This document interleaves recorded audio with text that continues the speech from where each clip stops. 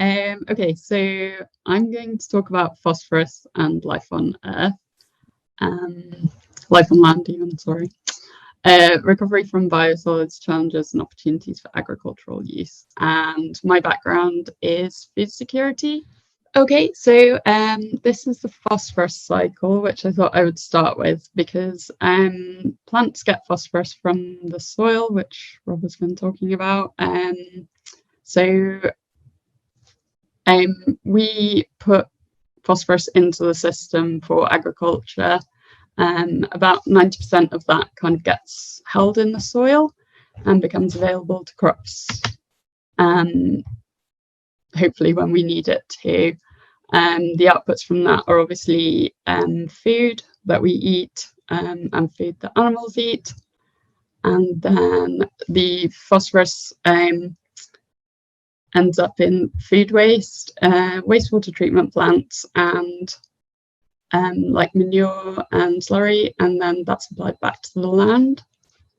Yeah, so tying in how phosphorus links with this kind of sustainable development goal, it's essential for all life. It is part of our DNA. The phosphate backbone has phosphorus in it. It's in our bones. And Isaac Asimov said, life can multiply until all the phosphorus is gone. Then there is a halt which nothing can prevent. For phosphorus, there is neither substitute nor replacement. So, you know, we hear a lot about carbon and nitrogen. We don't tend to hear so much about phosphorus, but it's really important and there's nothing else that can do its job. So food production relies on phosphorus. As I said, it's essential for life, food production and food security. So this figure is just showing the huge increase over like the last century in the use of rock phosphate. I think in 2013, it was estimated that 20.3 megatons of rock phosphate was used globally as fertilizer. So it's a massive increase. So yeah, this is an issue because we absolutely need to apply phosphorus to the soil so that we can all eat. But it's a non-renewable resource. It's only found in certain countries. Most of it's in Morocco. There's a bit in China and a tiny bit elsewhere. We don't have any sources in Wales. I don't think there's any source in Europe. So any alternative local sources of phosphorus for agriculture are of huge value. So biosolids can be used as an alternative form of phosphorus as opposed to rock phosphate. They have lots of nutrients in them, but they are also critically a good source of phosphorus in an organic slow release form. On the other side of this, phosphorus also causes pollution if it enters the water. So here, this applies to us in Wales as well.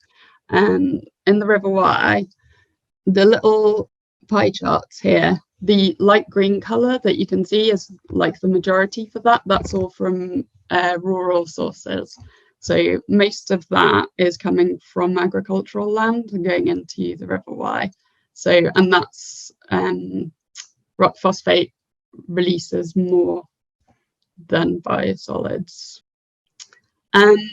Biosolids aren't perfect, and it's really important when you're talking about sustainability to, you know, give a balanced view of everything.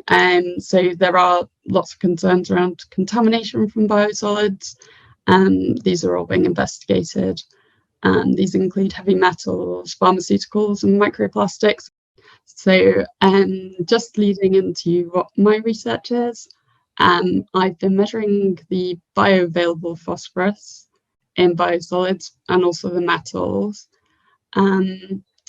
I'm starting a field trial this week, which will be comparing the bioavailability of phosphorus from biosolids with other types of organic manure, like that are more traditionally used, so like compost, food digestate, and slurry. I'm also going to compare with rock phosphate to see how equivalent, and to help farmers decide on application rates, and also looking at how effective gypsum is at increasing bioavailability of phosphate and decreasing losses to waterways.